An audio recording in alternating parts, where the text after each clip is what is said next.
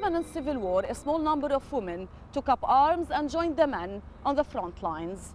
These female fighters were not many, but in places like here, on what used to be Beirut's front line, they made up for their small numbers by their commitment in combat. The following film by Bilal Khreis hears from some of these women. It offers a fresh perspective on the Lebanese conflict and on the issue of women at war. This is Women Warriors. During Lebanon's civil war and Israel's invasion and occupation of Lebanon, some women fought on the front lines. These women warriors proved determined and were often resourceful in the weapons they used.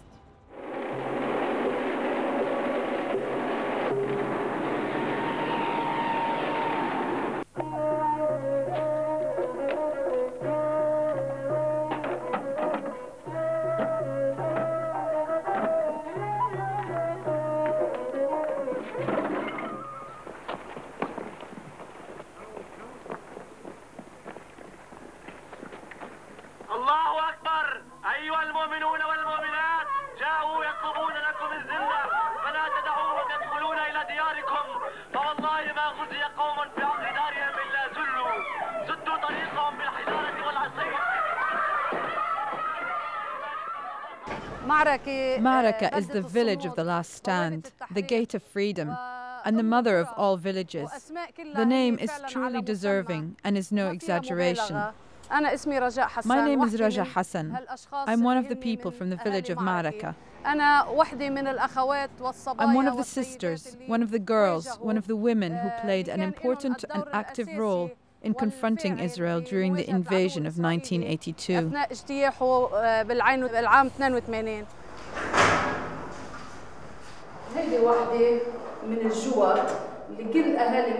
This is one of the holes that the people of Maraka use for tobacco. My sisters and I used it to bury guns, to hide important things like weapons and ammunition.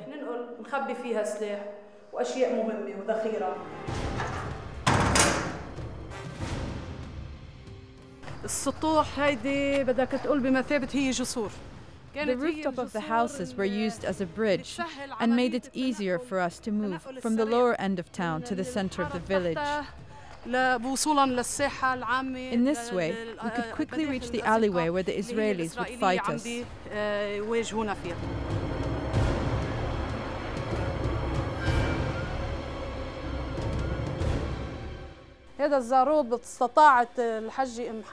In this alley, Hassan Saad caught an Israeli soldier and pinned him down, suffocating him. She didn't get off him until his friends came to his help. But they could only get her off him after shooting her in the leg. This alleyway really has a history. This is where we tricked the Israelis. We would run to another alleyway so they would come and follow us. And at that moment, one of the sisters had prepared boiling oil on the stove. And honestly, this trap was very useful because we surprised the Israelis and burnt them. Here, from above the wall on the roof, one of the sisters would pour a pot full of boiling oil on them. It was a horrific scene for the Israelis. The oil we used was the normal type we cook with. I don't want to make an advertisement for it, but it was just corn oil, the one we usually cook with. We could stay without oil or food, but the most important thing was to confront the enemy.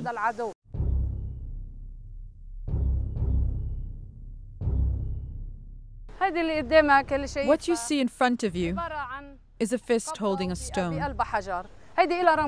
This fist is a symbol of holiness for the people of Maraka. It was the only effective and reliable way to defend ourselves against Israel when they came into the village with their Merkava tanks. When Israel first entered the village with Merkavas, it was confronted by this fist, the children's fist, and especially the women's fist. In 1984, Rabin named the attack on South Lebanon and on this village as the Iron Fist. because of the losses Israel endured at the time. We promise you, Rabin, that the fist of Imam Hussein will respond to your iron fist.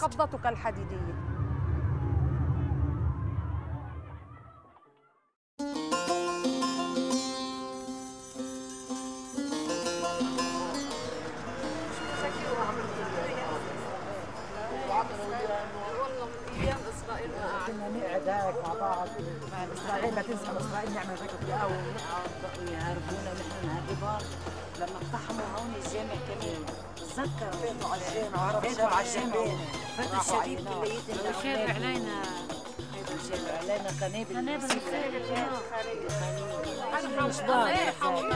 محمد عطريسي محمد عطريسي أول تنظر زيت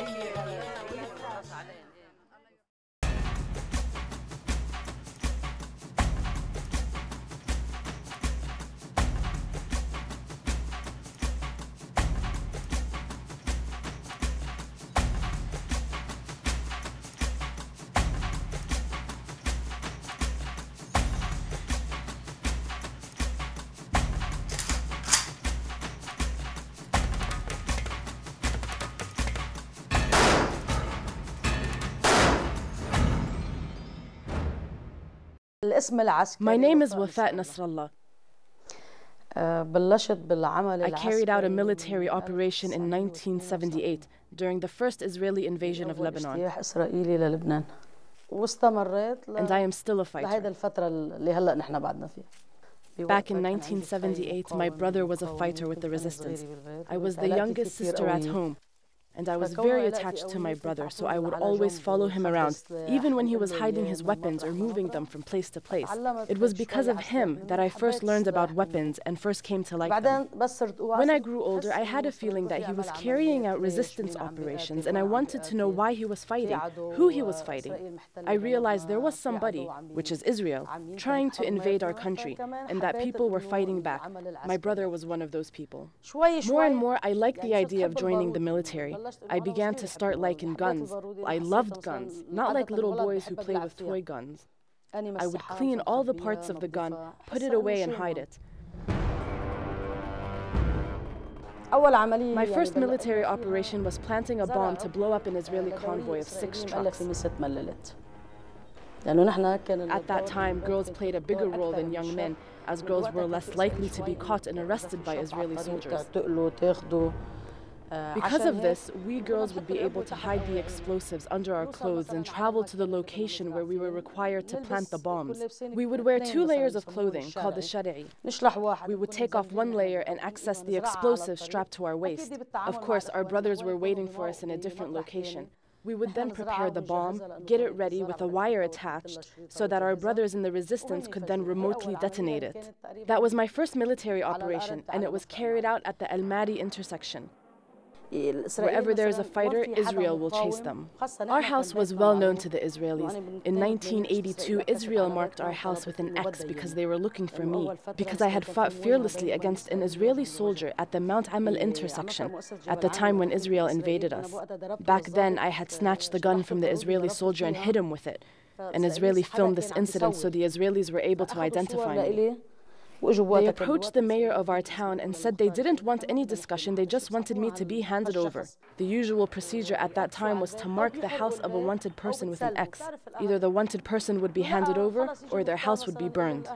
The mayor came to convince my parents to hand me over to the Israelis if they knew my whereabouts and that he would handle the matter. For 6 years, I stayed away from my family. I would see my sister on the balcony of our house or see my father passing by from a distance. We were working on a particular operation to plant a bomb. We were ready to detonate it when my father was passing by. So the fighters did not go ahead with the operation. They said, "No, this is your father. You need to be extremely disciplined to succeed in military operations."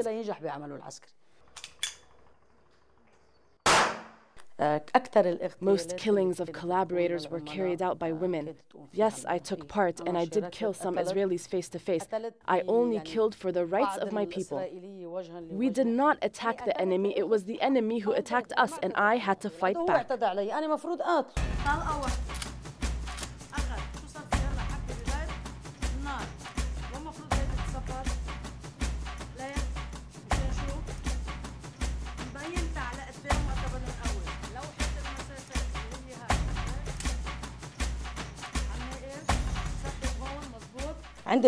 My second daughter, she is about 19 or 20 years old. Her military name is al-Banin. She's had military training. My third daughter is 11 years old. She is a fierce fighter. She says, I am my mother's daughter. Her military name is Batul. My youngest boy, Hussein Abu Ali, is 6 years old. He knows how to shoot a gun. He can descend a building by a rope. He wears a military uniform and he marches like a soldier. He can crawl like a fighter. He can dismantle a weapon and tell you exactly what each piece is used for. Those children alone are a battalion.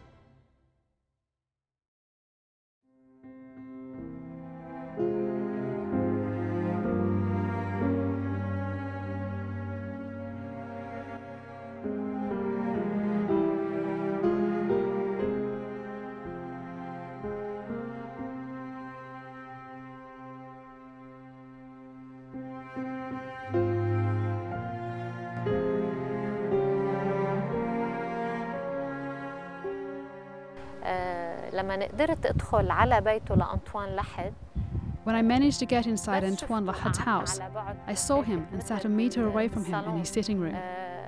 I told my contact in Beirut that had I had a gun with me at that time, I would have shot him. So we started to prepare for the operation. I was wearing a pink skirt and blouse. Under the blouse, I wore a white shirt. That was the fashion at the time. I had the gun fixed to my hip with a bandage. I arrived at Kafar Tibnit, and from there I had to walk and was stopped and frisked at a security checkpoint. The man searching me brushed over the gun but was not paying attention. However, I panicked and pretended I knew the person in charge. So I asked the man, is Mr. Ramon here? The man immediately stopped the search and said, yes, of course. Do you know Mr. Ramon? You're welcome, please come in. So I got through the checkpoint with the gun. This was the first time I entered Antoine Lahad's house with a gun. When I entered, I still remember that he was eating lentils. I was then about to pull the gun, but instead I pulled out a tissue and left the house without carrying out the operation. This was the first time I had felt such a dilemma.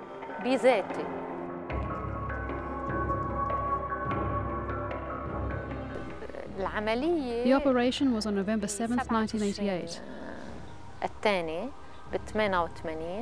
I managed to enter Antoine Lahad's house again, but without being searched, with a 7mm gun in my bag.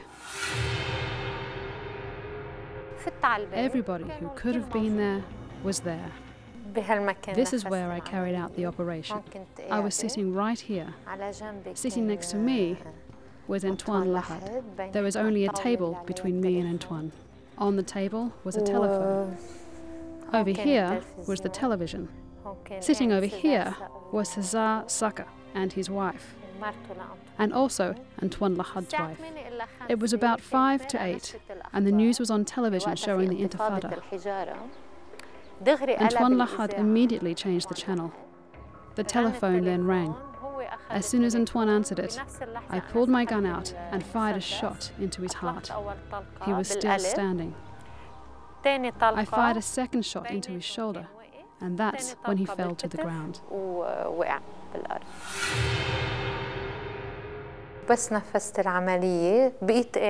After I shot Antoine, I sat still and didn't move until one of Lahad's soldiers grabbed me and escorted me out of the house.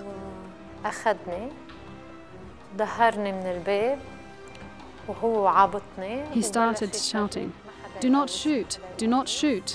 From there, we entered Israel, and after that, Al-Khayyam prison.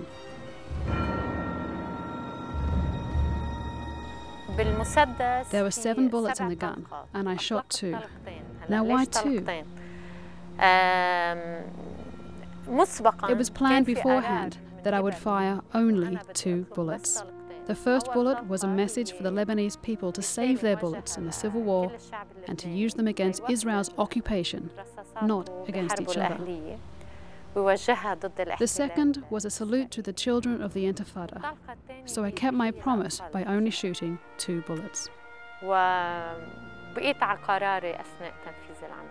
There are many things you reconsider in life, and those 5 remaining bullets are one of them.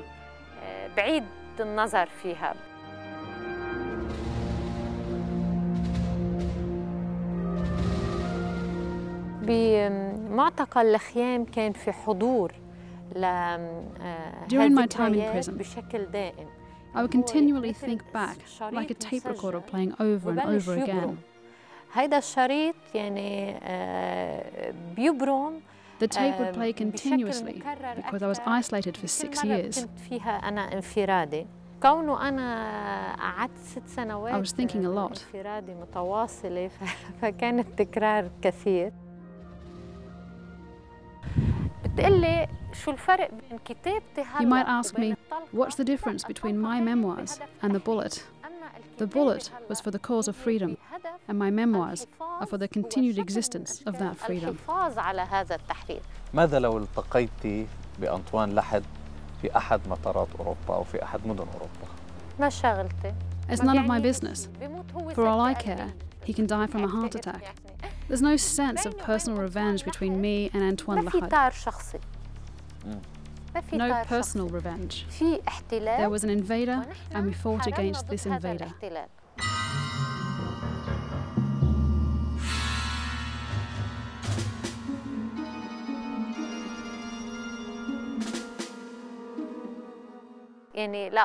This is the first time I enter this house. I don't enter feeling fearful because of what this house represents. It is a strong symbol of the Israeli occupation in every sense. This is the first time I enter this house without feeling like I was entering the barracks of Marjayoun, which was Israel's largest barracks, the center of its military, intelligence, and civil administration. This is the first time I have entered without an Israeli permit.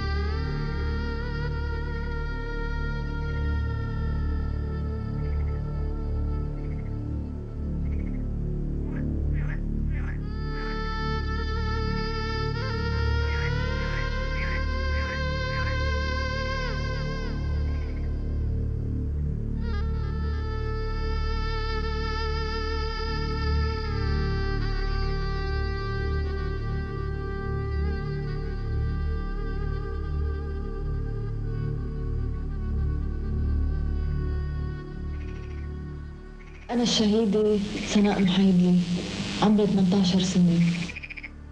أنا من جنوب لبنان، الجنوب المحتل المقهور.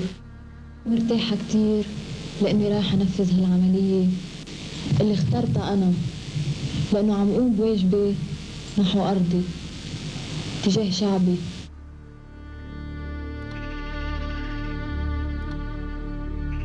وبتمنى كمان إنه تكون عمليتي ناجحة مشان تقتل أكبر عدد ممكن من جيش العدو. بتمنى إنه روحي تتعانق مع أرواح الشهداء. أنا من ضمن مجموعة قررت الفداء والاستشهاد بسبيل تحرير شعبنا وأرضنا. بدي وجه لأمي بطلب السماح منها إنها تترحم علي على أساس روح رحت بدون ما ودعها. وأنت يا أمي علمتيني إنه حب وضحي وأحترم.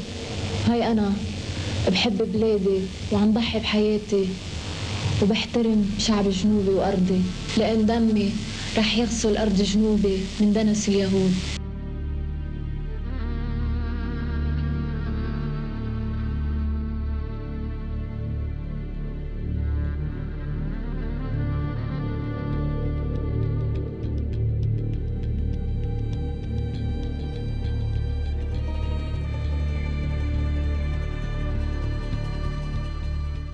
بتحس السلاح خسرك شيء من أنوثتك؟ Yes, they say I'm masculine because I carry a gun. They say, look at her, she's masculine. Who would dare talk to me?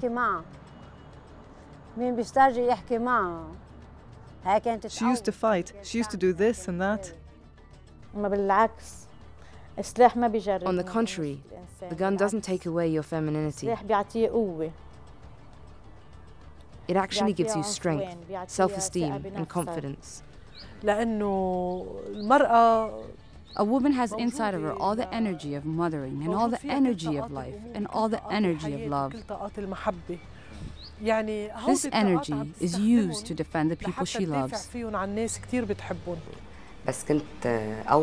When I used to hold a gun and shoot, I would feel that I was different from other girls my age or older. I felt like I could do anything, that I had power and I was stronger. At the start of training, I refused to shoot the head of the cardboard target.